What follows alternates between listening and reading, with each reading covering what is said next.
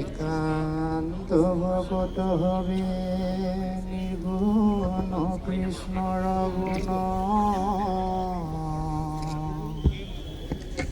গাৱে সদা মুখিয়া যথাদ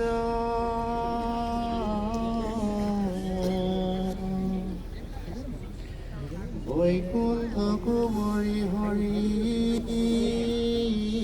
যোগীৰ হৃদয়েৰি থাকা হৰি সাক্ষাৎ তথা। এই পবিত্ৰ মুহূৰ্তত সমস্ত জনলৈ সেৱা জনাই আজিৰ এই পবিত্ৰ পতাকা উত্তোলন কৰিবৰ কাৰণে আমাৰ মাজত উপস্থিত হৈছে শ্ৰীমন্ত শংকৰদেৱ সংঘৰ মহামান্য পদাধিকাৰ ভৱেন্দ্ৰনাথ ডেকা বাপ। তেখেতক পতাকা উত্তোলনে কাৰ্যসূচী অংশগ্ৰহণ কৰিবৰ কাৰণে মই আহ্বান জনাইছোঁ। কৃষ্ণ।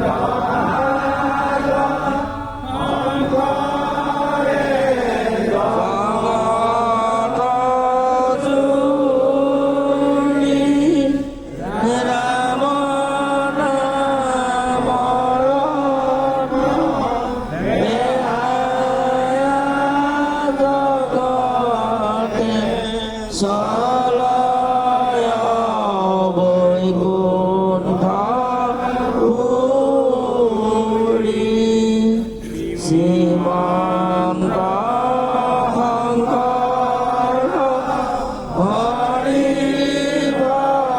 ভকতৰ জানা যেন কল্পতৰু কাণ্ড বিলাই নাই নাই নাই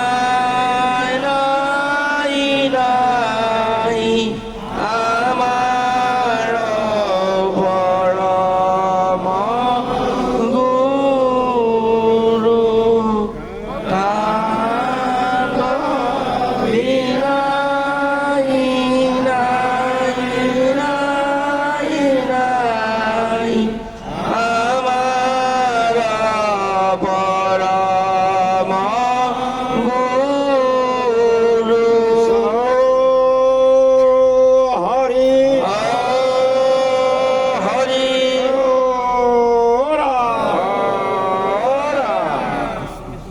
বিশ্বশংকৰ গুৰু হৰিৰাম। আজি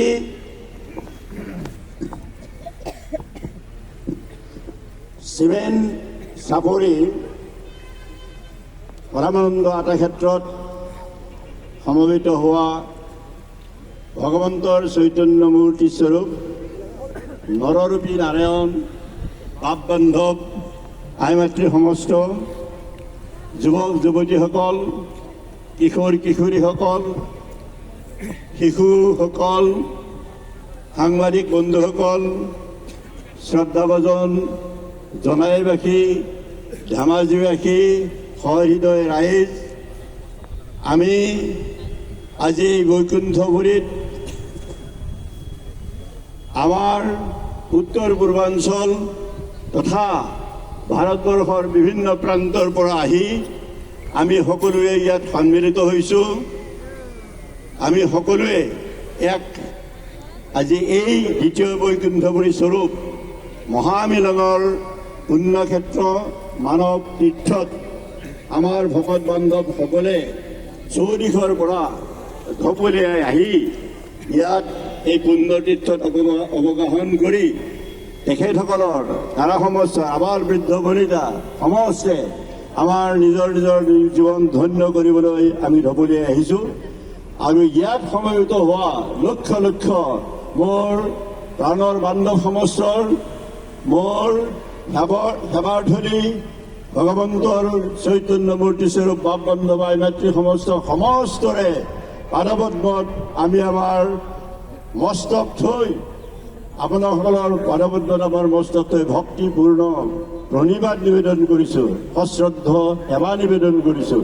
আমি আশা কৰিছোঁ আজি আপোনাসকলে এই জনাই জিলাবাসী সমগ্ৰ ধেমাজি এই যিখন জিলা আছে এই জিলাৰ সমস্ত বাপ বান্ধৱসকলে সদৌ অসমবাসী ৰাইজৰ সহযোগত এই যি এটা বাচকবনীয়া এটা অধিৱেশন এখন বিৰোধী অধিৱেশন ইয়াত অনুষ্ঠিত কৰি আমি জগতত আপোনাসকলে জনাই দিলে, এটা বাৰ্তা প্ৰেৰণ কৰিলে এয়ে আমাৰ জাতীয় জীৱন মহাপুৰুষ গুৰুজনাই সৃষ্টি কৰি থোৱা বৰ অসমৰ এইটোৱেই ভেটি।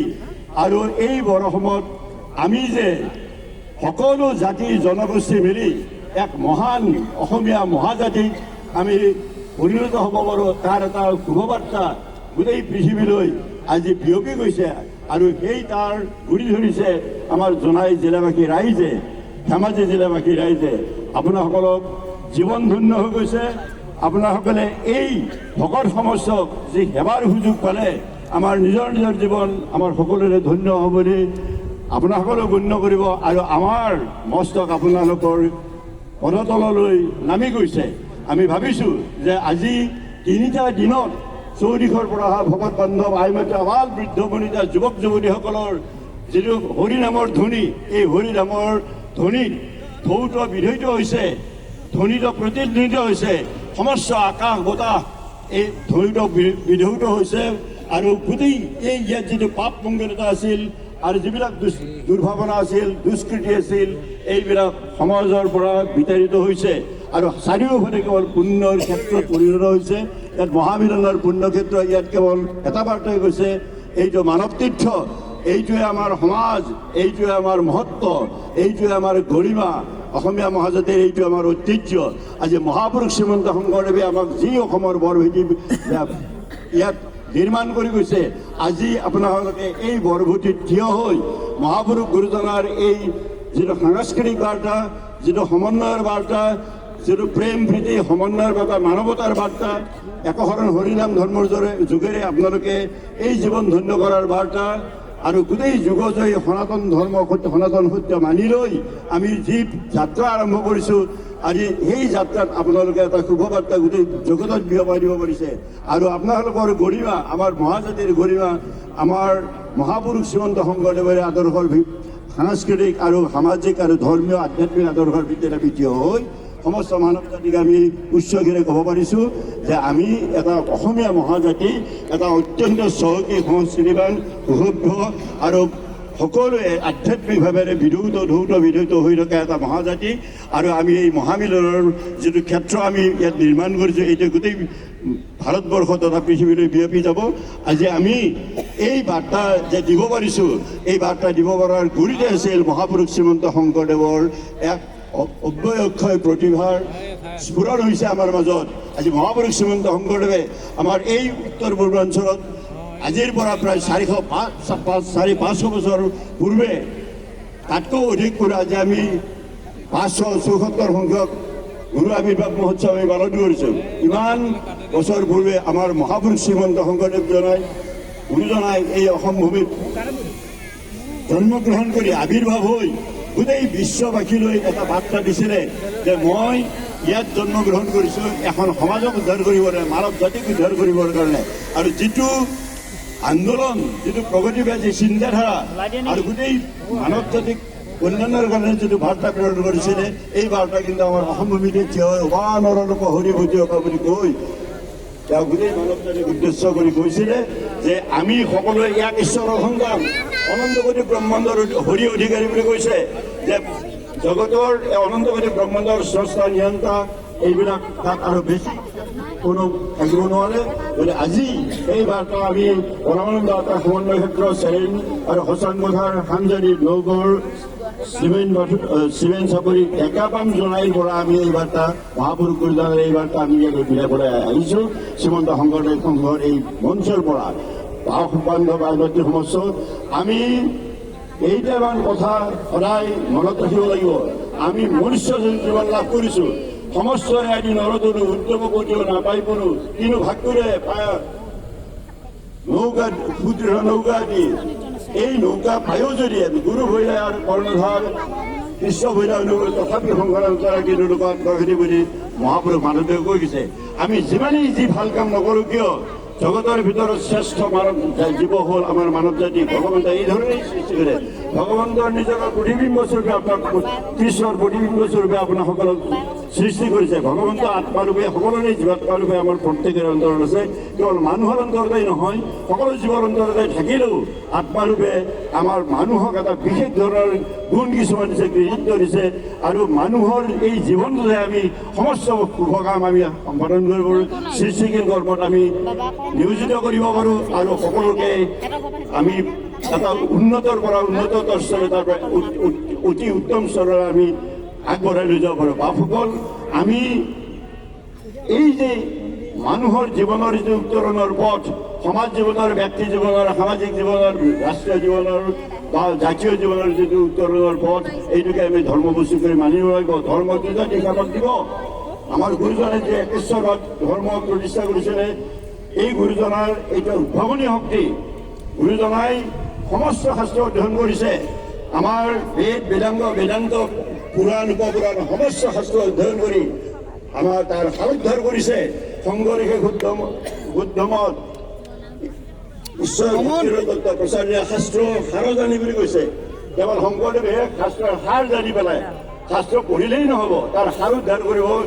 আৰু সেই সাৰোদ্ধাৰ কৰিব লাগিলে তাৰ দৃষ্টি কেৱল শাস্ত্ৰ পঢ়ি পেলাই তাৰ অধ্যয়ন গৱেষণা কৰি ডক্টৰ ডিগ্ৰী লৈ ডিগ্ৰী ল'লেই নহ'ব, এই শাস্ত্ৰৰ উপলব্ধি কৰিব। সেইকাৰণে আমাৰ গুৰুজনাই নিজে বৰগীতত কৈ গৈছে, পণ্ডিতে শাস্ত্ৰ মাত্ৰ পঢ়ে, সাৰ ভৱতালিয়ে অন্তৰ জল হৃদয় কমল মধু কৰে পিয়ে অন্তৰ জলত আপুনি এই মধু মানে ভক্তি ৰস ঈশ্বৰৰ আধ্যাত্মিক ৰস মধুকৰ মানে আপোনালোক ভ্ৰমণ হ'ব লাগিব অন্তৰ জলত তাত পদ্ম ফুটি আছে মধুৰ ৰস আছে সেইটো ভকতেহে পান কৰিব পাৰে পণ্ডিত শাস্ত্ৰ মাত্ৰ পঢ়িব পণ্ডিতবিলাক শাস্ত্ৰ পঢ়িব আৰু বিশ্লেষণ কৰিব নানা ধৰণৰ একেৰে পণ্ডিত যাৰ জানো মতি কৰে বেদক অপেক্ষান নিজৰ অৰ্থ ভগতিক তেজি বুজে আন আজি বিভিন্ন ধৰণে শংকৰদেৱৰ গুৰুজনাৰ সৃষ্টি ভ্ৰমৰ সৃষ্টিৰাজিও বিভিন্ন ধৰণে ইয়াত সমালোচনা কৰি থকা হৈছে আৰু গুৰুজনাই বোলে সাহিত্যৰ একো কামেই কৰা নাই এনেকুৱা ধৰণৰ বিভিন্ন ধৰণৰ কথা বোলে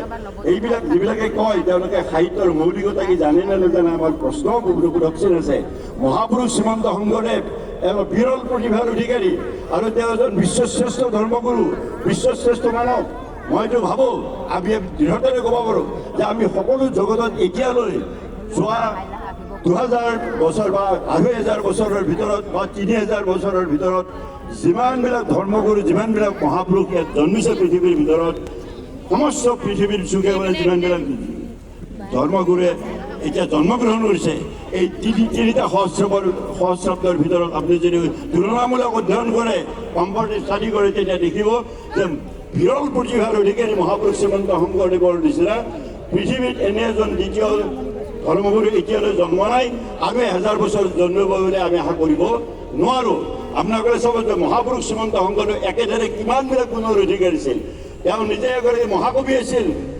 মানিব মহাকাব্য প্ৰতিভাৰ ক্ষেত্ৰত গুৰুজনাৰ তুলনা কেৱল বাল্মীকি হোমাৰ আৰু ব্যাসদেৱৰ লগতে তুলনা কৰিব পাৰি আপুনি কোনো আধুনিক কবিতাৰ লগত কবিৰ লগত তুলনা কিছুমানে কয় শংকৰদেৱ যদি এতিয়া জন্মিলেহেঁতেন তেনেহ'লে নবেল বঁটা পালেহেঁতেন সাহিত্যিক হিচাপে সাহিত্য নবেল বঁটা তেওঁক ডাঙৰ কৰিবনে সৰু কৰিব বহুত সৰু কৰিব বুলি মই ভাবোঁ নবেল বঁটাতকৈ বহুত ওপৰত আমাৰ গুৰুজনাৰ সৃষ্টিৰাজি আছে আপোনালোকে চাব আৰু আমি এইটো কথা উপলব্ধি কৰোঁ মহাপুৰুষ গুৰুজনাই এটা শব্দ এটা পদ এটা পয়া ৰচনা কৰা নাই য'ত এটা উদ্দেশ্য নাই মহাপুৰুষ শ্ৰীমন্ত শংকৰদেৱৰ গুৰুজনাৰ মহাপুৰুষ মাধৱদেৱ মহাপুৰুষৰ লিখনিৰ এটা উদ্দেশ্য আছে আৰু এটা লক্ষ্য আছে এই উদ্দেশ্য আৰু লক্ষ্যলৈ মহাপুৰুষ গুৰুজনাই আৰু মাধৱদেৱ মহাপুৰুষে সমস্ত শাস্ত্ৰ ৰচনা কৰিছে আৰু তাৰ আজ্ঞালৈ অনুপ্ৰেৰণালৈ যি সময়ত সেইখিনি শংকৰী যুগৰ যিসকল আমাৰ গুৰুজনৰ একান্ত প্ৰপন্ন শিষ্য আৰু অনুগামী শিষ্য প্ৰকৃষ্ঠ ভক্ত কবিসকল আছিল বৈষ্ণৱ যুগত সকলোৱে এটা উদ্দেশ্যৰে সাহিত্য ৰচনা কৰিছে আৰু উদ্দেশ্যধৰ্মী সাহিত্য সদায় নীতিশাস্ত্ৰলৈ পৰ্যবেক্ষিত হোৱাৰ এটা ধাৰণা মানে সন্দেহ থাকিব পাৰে নীতিশাস্ত্ৰ যে এটা ডিডাক্টিক লিটাৰেচাৰ বুলি কয় গতিকে ডাইডাক্টিক লিটাৰেচাৰে কেৱল এটা সেইটো নীতিশাস্ত্ৰলৈ উন্নীত হয় সাহিত্যৰ মানে যিটো মৌলিক সাহিত্যলৈ এইটো কেতিয়াবা উন্নীত হোৱাৰ মানে কিছুমান অসুবিধা থাকে কিন্তু তাকে তৎসত্বেও আপোনাসকলে দেখিব যে মহাপুৰুষ শ্ৰীমন্ত শংকৰদেৱে যিবিলাক অনুবাদ কৰিছে ভাগৱত অনুবাদ কৰিছে আপোনাৰ উপনিষদৰ বাণীবিলাক অনুবাদ কৰিছে গীতাৰ বাণী অনুবাদ কৰিছে তৰ্জমা কৰিছে এইবিলাকত দেখিব যে তেওঁলোকৰ অনুবাদবিলাক যিটো আমি লিটাৰেল ট্ৰান্সলেশ্যন বুলি কওঁ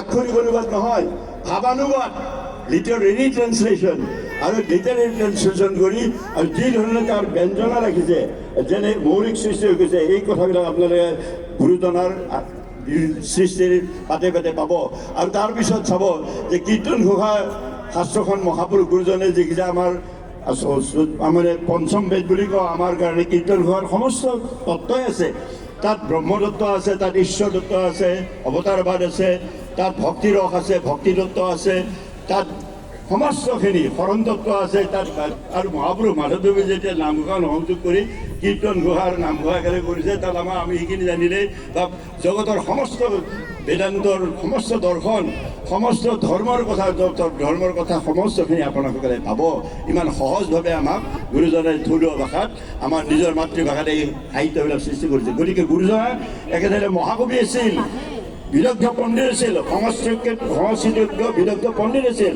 সংস্কৃতজ্ঞ পণ্ডিত হোৱাৰ স্বত্তেও কেৱল এখন মাত্ৰ শাস্ত্ৰ গুৰুজনাই নিজৰ প্ৰায় 120 বছৰীয়া বা 19 বছৰ বাচি থাকি 112 বছৰ গুৰুজনাৰ এই জীৱনকালত 12 বছৰৰ পৰা গুৰুজনাৰ সাহিত্যিক জীৱন আৰম্ভ হৈছিলে আৰু 112 বছৰ বয়স যেতিয়া বাপু গুৰুজনাৰ হৈছিলে তেতিয়া তেওঁ কাপ কাটি হৈছে ৰাম বিজয় নাট লিখি গুৰুজনাৰ প্ৰথম সৃষ্টি কোমল গীত বুলি কওঁ। তাত কিমান যিটো তাৎপৰ্য আছে কৰতল কমল কমল তলনা আপোনালোকে জানে। আজি এই কবিতাটো কোমল গীত বুলি যাক কওঁ মাত্ৰ 8টা লাইন। এই 8টা লাইনৰ কবিতাটোত যিমান তত্ত্ব আছে মইতো বহু ক্ষেত্ৰত চেলেঞ্জ কৰি ক'ব পাৰোঁ যে অসমীয়া বিভাগত MA পাছ কৰা ডক্টৰেট পোৱা কোনো মানুহে টীকা ভাষ্য নোহোৱাকৈ তেওঁলোকে এইটো ভালকৈ বিশ্লেষণ কৰিব অপৰাগ হ'ব। দেখিছে 12 বছৰ বয়সত, দেখিছে 12 বছৰ বয়স কেৱল অস্বৰ আপোনালোকে কেৱল অস্বৰ ব্যৱহাৰ কৰি আকাৰ আৰু ইকাৰ একো নাই, যুক্তাক্ষৰ নাই। কৰতল কমলত যি ব্ৰহ্মদত্ত প্ৰকাশ কৰিছে, ঈশ্বৰদত্ত ভগৱান কৃষ্ণৰ যি গুণানুকীৰ্তন কৰিছে কেৱল 8টা লাইনত।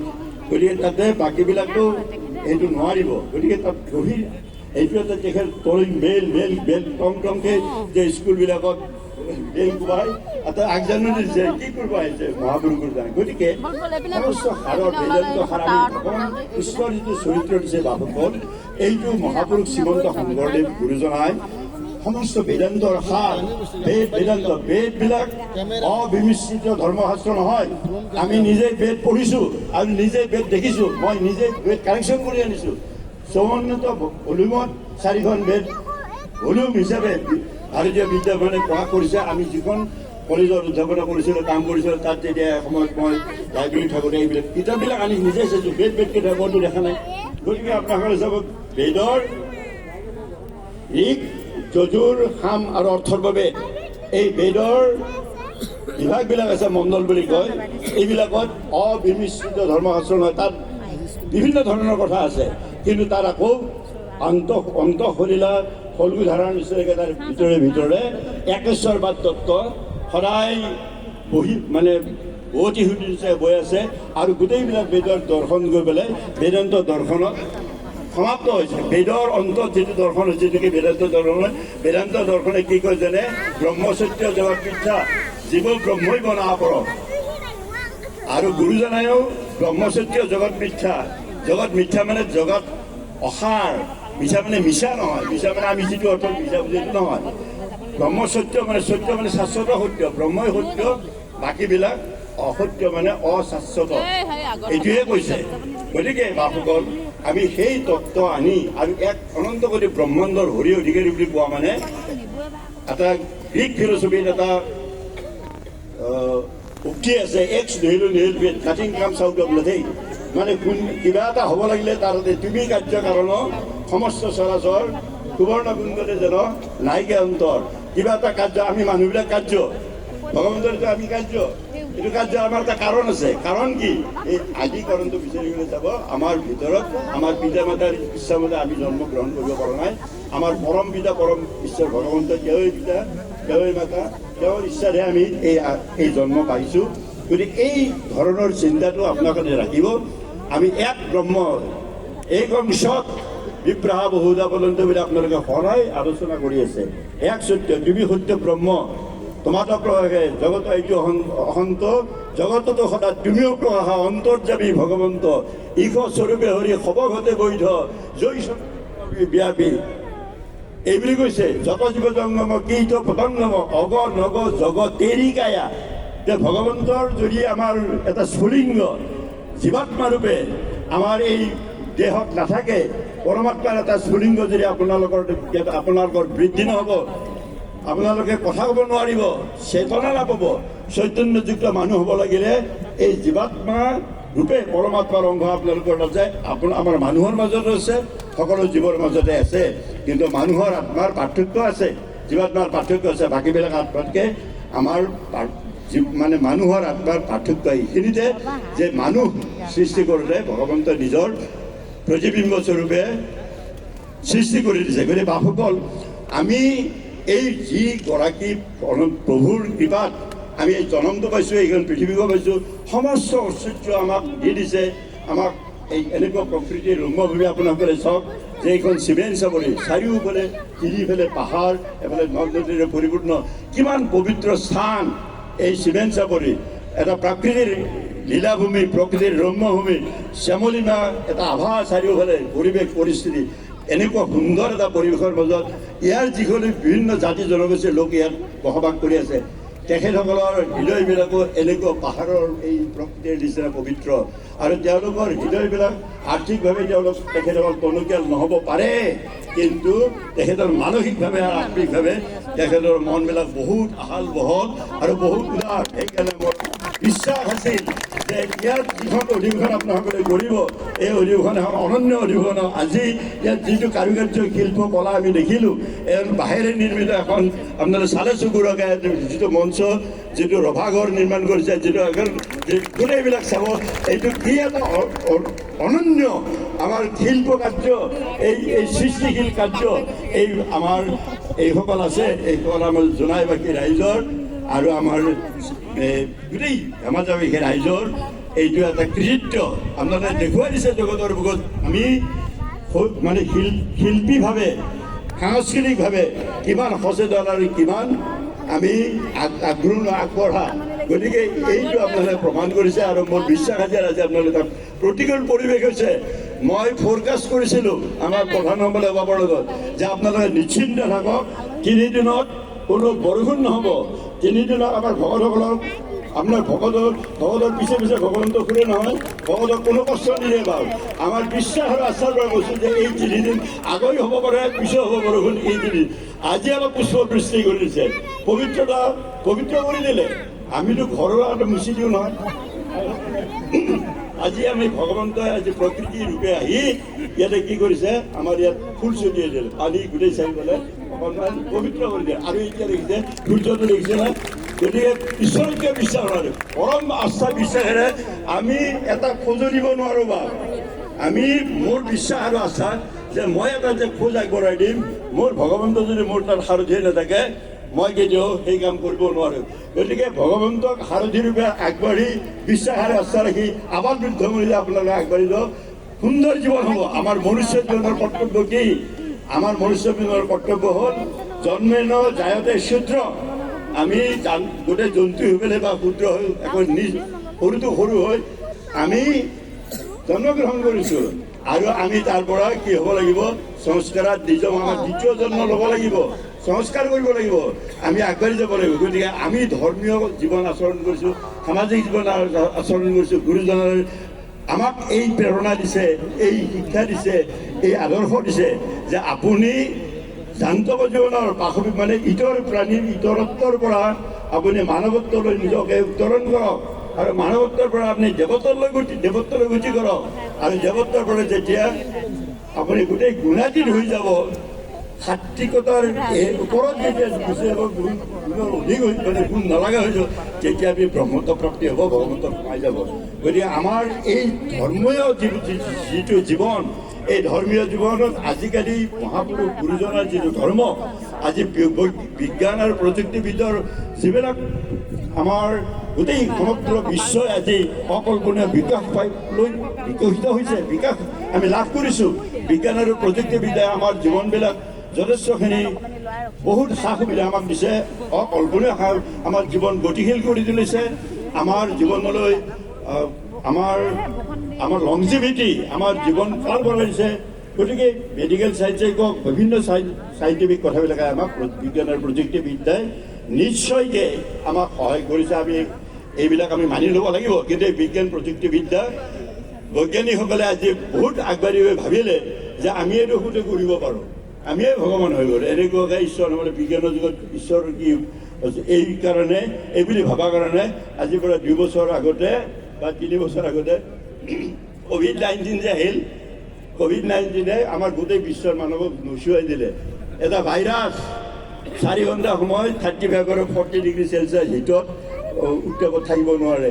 এই ইমান ভাইৰাছটোৱে 4 ঘণ্টা সময় এই উত্তাপত থাকিব নোৱাৰা ভাইৰাছ এটাই, চকুৰে নোৱাৰা ভাইৰাছ এটাই সেই বিজ্ঞানীসকলৰ বেছিভাগ বিজ্ঞানীৰে, মেডিকেল চাইণ্টিষ্টৰে জীৱনবিলাক লাহে লাহে কাহিৰত নিজে একবাৰ নচুৱাই দিলে। এতিয়া আমাৰ কিন্তু অসমত ভাৰতবৰ্ষৰ বেছি মানুহ যোৱা নাই, গৈছে যদিও আনুষাংগিক এইটো মানে তাৰ বেলেগ কিবা। গতিকে বিশ্বাস আছে, আমাৰ হৃদয়বিলাক পবিত্ৰ ভাল। গতিকে ভগৱন্ত ভকতক সমনে নথয়, সমন আহিব নোৱাৰে আমাৰ ওচৰত, এইবিলাক বিশ্বাস থাকিব। গতিকে আমি ভাবিছোঁ আমি যিটো ধৰ্ম পাইছোঁ, যিটো তত্ত্ব পাইছোঁ, যিটো আদৰ্শ পাইছোঁ, বিজ্ঞানে আমাক চবেই দিব, কিন্তু বিজ্ঞানে মনুষ্যতা দিব নোৱাৰে, আধ্যাত্মিকতা দিব নোৱাৰে, নৈতিকতা দিব নোৱাৰে, গোটেই দিব। আৰু বিজ্ঞানী হ'লে যিমানেই বাহাদুৰি নকৰক, মই চেলেঞ্জ আমি সকলোৱে চেলেঞ্জ কৰোঁ, বিজ্ঞানে কৰিব পাৰে কি? ৰূপান্তৰ কৰিব পাৰে, শক্তি ৰূপান্তৰ কৰিব পাৰে, নিহিত এটা শক্তিবিলাক ব্যৱহাৰ কৰিব পাৰে। আৰু আমাৰ ভিতৰত যিমানবিলাক পানী আমি বৰফৰ পানীবিলাকৰ পৰা আনি পেলাই কিবা কিবি কৰিব পাৰোঁ, তাত শক্তি হৈ থকা। আৰু এই এয়াৰটো দুটা H2O ৱাটাৰ, এইবিলাক কৰিব পাৰে, ৰূপান্তৰ কৰিব পাৰে। কিন্তু এটা বালি চাহিও বৈজ্ঞানিক কোনোৱে সৃষ্টি কৰিব নোৱাৰে বা ৰূপান্তৰ কৰিব। গতিকে তেওঁলোকৰ সীমাবদ্ধতা আছে। গতিকে ক্ষেত্ৰ অধ্যয়নৰ ক্ষেত্ৰ তিনিখন আছে, এখন জড়জগত, এখন জীৱ জগত আৰু এখন আত্মিক বা আধ্যাত্মিক জগত। বিজ্ঞানে আমাক দুখন জগতক পৰিচয় কৰি দিব। জড়জগত, জড়জগত বুলি ক'লে ফিজিক্স মানে জড়জগতত আমিবিলাক গোটেই পঢ়িম, ফিজিক্স, কেমিষ্ট্ৰি, এন্থ্ৰপলজি গোটেইবিলাক থাকিব। আৰু এখন জড়জগত, জীৱ জগত এখন আছে, তাত সেইটো এখন জগত। আৰু এখন কি থাকিব? এখন আধ্যাত্মিক জীৱন। আধ্যাত্মিক জীৱনটো বিজ্ঞানে তেনেকৈ নাপায়, কিন্তু বিজ্ঞানৰ লগত আকৌ বৈজ্ঞানিক যিটো বিজ্ঞানসন্মত দৃষ্টিভংগী, সেইটো ধৰ্মটো লাগিব। বিজ্ঞানে যেনেকৈ সত্যানুসন্ধান কৰে, ধৰ্ম এনেকৈ সত্যানুসন্ধান কৰে বাপসকল। সেইকাৰণে আমি বৈজ্ঞানিক ভিত্তিত প্ৰতিস্থাপিত বৈজ্ঞানিক বিজ্ঞানসন্মত মনস্কতাৰে মহাপুৰুষ গুৰুজনাই এটা সনাতন ধৰ্ম আমাক দি গৈছে। এই সনাতন ধৰ্মৰে আমি গ্ৰহণ কৰি বাকী গোটেই জগতত যিমানবিলাক আমাৰ কৰ্ম আছে, আমাৰ জাগতিক কৰ্ম যিবিলাক আছে, এইবিলাক কৰ্ম কৰাৰ ওপৰত আৰু আমি দৈবিক কৰ্ম পঢ়িব লাগিব, ঈশ্বৰৰ সেৱাও আমি কৰিব লাগিব। সমাজৰ কল্যাণৰ কাৰণে আমাক নিজক জন্ম ভগৱন্তে আমাক সৃষ্টি কৰিছে। আমি গোটেই সমাজৰ কাৰণে আমি সমাজৰ পৰা যিমান ঋণী আমি সমাজক তেনেকৈ দিব লাগিব। গতিকে বাপসকল, আমি ভাবোঁ যে মহাপুৰুষ গুৰুজনাই এই আদৰ্শ দিছে যে ধৰ্মত কোনো গোপনীয়তা থাকিব নোৱাৰে, গোপনীয়তা বোলা কথা নাই। সমস্যৰে আমি এককভাৱে ধৰ্ম কৰিব পাৰোঁ আৰু সমজুৱাভাৱে ডাকি বোলা ৰামৰ নাম বুলি কৈছোঁ। গতিকে সামাজিক জীৱ আমি, সেই সামাজিক চৈতন্য বা সমাজ চেতনা, সামাজিক চেতনা যিসকল মানুহৰ নাই, তেওঁলোকে ব্যক্তিক লৈ যিবিলাকে নিজৰ স্বাৰ্থক লৈ যিবিলাকে জীৱন যাপন কৰি আছে, সেইবিলাকক আমি কি ক'ম? সেইবিলাকক আচলতে মানৱ জন্ম তেওঁলোকৰ ব্যৰ্থ, আৰু তেওঁলোকে যান্তৱ জীৱন, পাশৱিক জীৱন তেওঁলোকে অতিবাহিত কৰি আছে, জীৱন ব্যৰ্থ হৈ গৈছে। গতিকে বাপসকল, আমি মহাপুৰুষ গুৰুজনাৰ আদৰ্শেৰে আমি সমস্ত জাতি জনগোষ্ঠী মিলি এখন ঐক্যবদ্ধ আমি সমাজ এক কৰিছোঁ, এটা সংগঠন মহাপুৰুষ শ্ৰীমন্ত শংকৰদেৱৰ আদৰ্শৰ ভিত্তিত প্ৰতিষ্ঠাপিত শ্ৰীমন্ত শংকৰদেৱ সংঘ।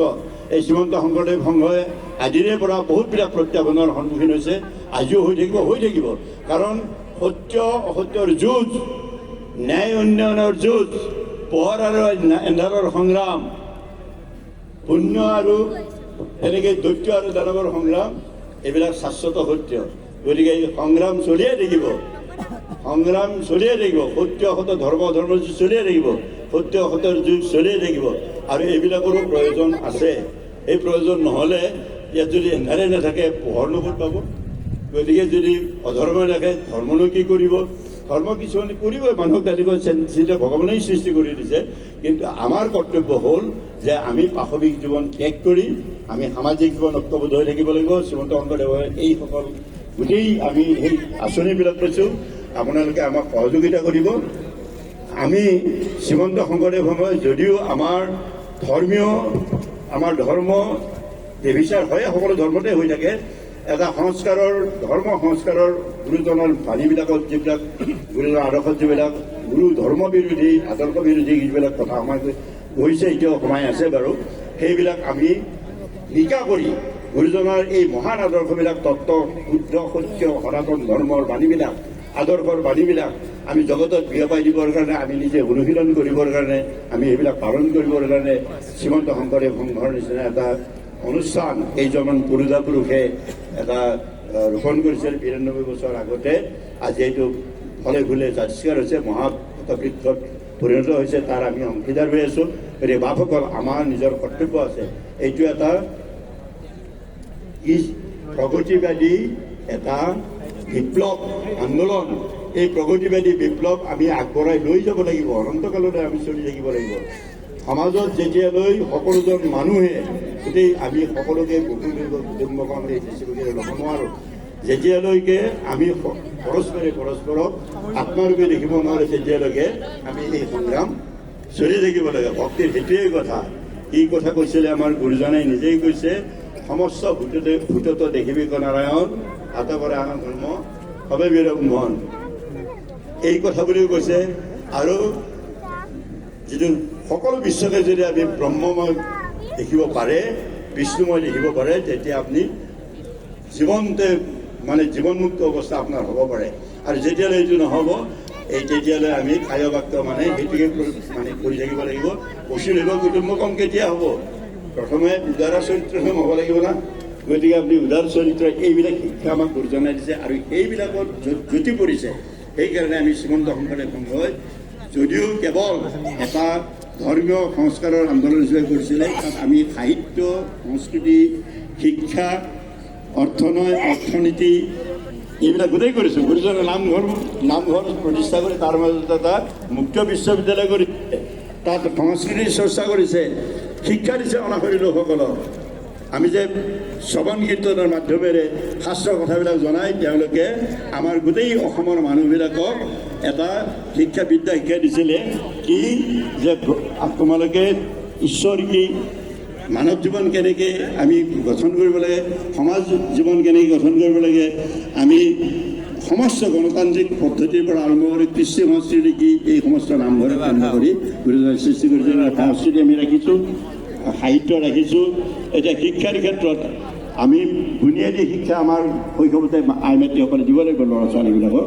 আৰু সেইটো শিক্ষা দিবৰ কাৰণে আমি শ্ৰীমন্ত শংকৰদেৱ সংঘই একেবাৰে প্ৰাথমিক পৰ্যায়ৰ পৰা বিশ্ববিদ্যালয়লৈ আমি শিক্ষানুষ্ঠান পাতিছোঁ। এতিয়া তাত সকলোৱে একমুখে স্বীকাৰ কৰিছে যে শ্ৰীমন্ত শংকৰদেৱ সংঘই এটা অভিলেখী আঁচনি লৈছে, আৰু ইয়াৰ জৰিয়তে আমি এনেকুৱা কিছুমান যুৱক যুৱতী তৈয়াৰ কৰিব পাৰি। ইতিমধ্যে ছাকচেছফুল হৈছোঁ বা বহুত দূৰ আছে। গতি সময় তাকো ৰাতি বহুত আমি কৰিব লগাটো বহুত কাম আছে আমাৰ, কিন্তু হ'লেও আমি এতিয়া তাত দৃষ্টান্ত ৰাখিব পাৰিছোঁ, এটা নমুনা দিব পাৰিছোঁ যে আমি যুৱ শক্তিটোক আমি ঐক্যবদ্ধ কৰিছোঁ। তেওঁলোকক সাংস্কৃতিকভাৱে, নৈতিকভাৱে, আধ্যাত্মিকভাৱে তেওঁলোকক পৰিচালিত কৰি আমি গঢ়ি তুলিব পাৰিছোঁ।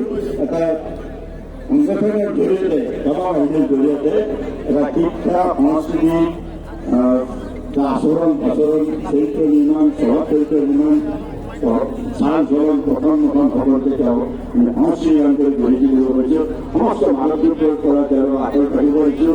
কিছু বেয়া কামৰ পৰা হাত কৰ্মৰ তেওঁ আঁতৰি থাকিব পাৰিছোঁ। আৰু বিশ্বৰ বহুত এনেকুৱা এটা নিদৰ্শন ৰাখিব কাৰণে কেৱল শ্ৰীমন্ত শংকৰদেৱ সংঘৰ নিচিনা পাৰে আহিছে। আৰু কোনো সংগঠনে আমাৰ অসম নহয়, ভাৰতবৰ্ষৰ নহয়, বিশ্বতে এনেকুৱা এটা সংগঠন আছে আমাৰ অসমলৈ আছে। গতিকে বাপুকৈ আমি হাতে কামে দেখুৱাইছোঁ, আমি সৰু সৰু মানুহ, কিন্তু সৰু সৰু মানুহেও আপোনালোকে নিজে পোহৰ হৈ যে আছে।